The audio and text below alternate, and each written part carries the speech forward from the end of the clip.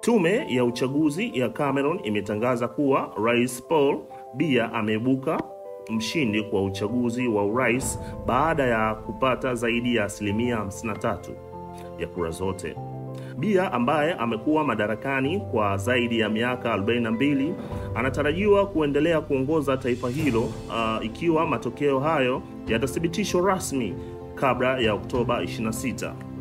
Hata hivyo, wapinzani wake wamepinga matokeo hayo wakidai ushindi wa zaidi ya 60% kwa mgombea wao na kutuhumu kuwepo kwa udanganyifu katika zoezi la uchaguzi.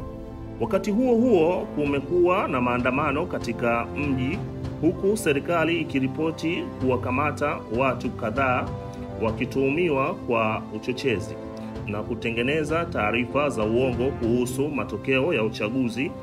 Waziri wa mambo ya ndani Paulo Otanga anasema watu takriban 20 wamefika katika mahakama za kijeshi. Serikali imezitaka taasisi za kiraia na za kidini na wananchi kwa ujumla kudumisha amani na utulivu wakati taifa likisubiri matokeo rasmi. Ni mimi Isa kutoka Stein TV.